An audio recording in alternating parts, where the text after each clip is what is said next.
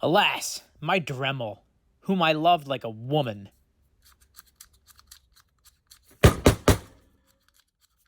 is dead. And my $500 GoPro, which I took into the pool with my kids, is now, despite being waterproof, dead. A titanium screw broke off in my ankle, so now that's dead. This thing, never mind. But worst of all, my favoriteest tool in the world, my cordless M12 ratchet. Slipping like a Jatco transmission. When it rains, it pours. This tool fixes the GoPro, and this tool will fix the ankle. That old Chrysler just needs to find Jesus, but this will find salvation through thine own hands. So come with me, and you'll be in a world of self-determination.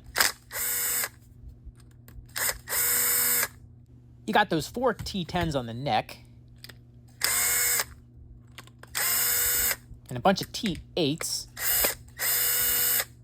holding the clamshell together. This last one requires popping out that drift pin and removing the handle to get it out, but screw that. We're just going to rely on the flexibility of plastic. Once you get the business end clear, pull out this locking pin. And set the cheap little motor and planetary gear set aside. Then pop the C-clip out, but every damn time.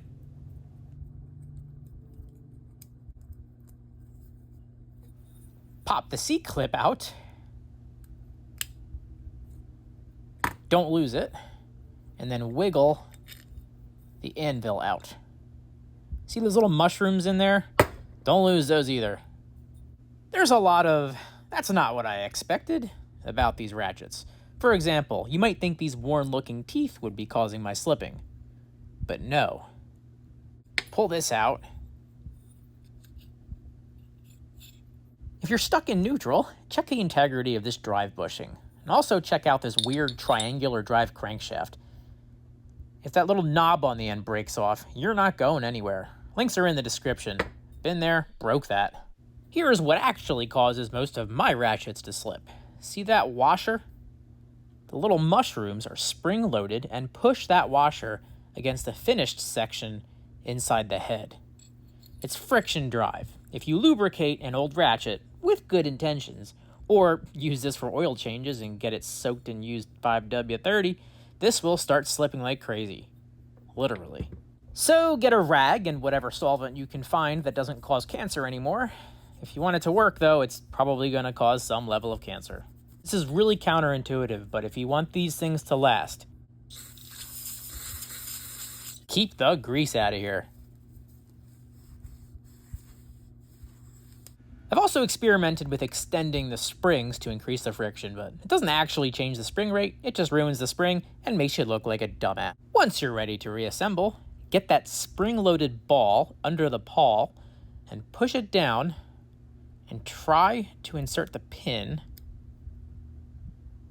without it popping into forward or reverse.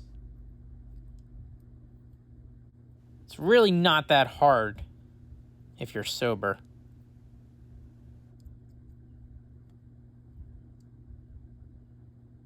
Stand by.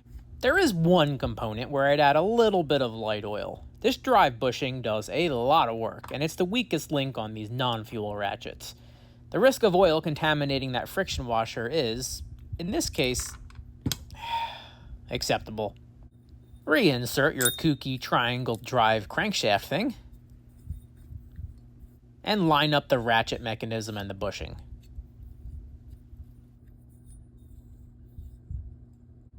Slide the anvil and the pawl back into the head.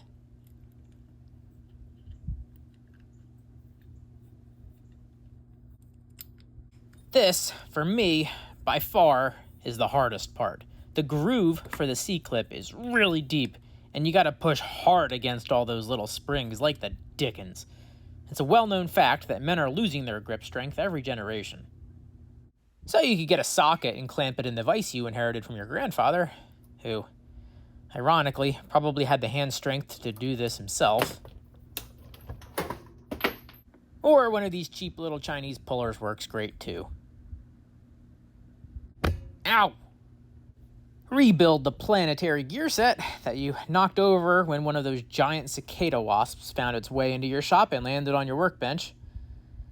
Again, another safe place to put just a little bit of light oil. Just makes me feel better about not lubricating all those other places. Find and line up the hole for the guide pin. Wherever that went. Oh, thank God.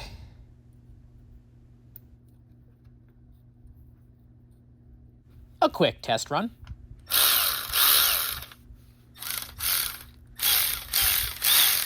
Now, spend the next frustrating half hour dicking around with the switch, LED, and whatever else is preventing your enclosure from snapping back together.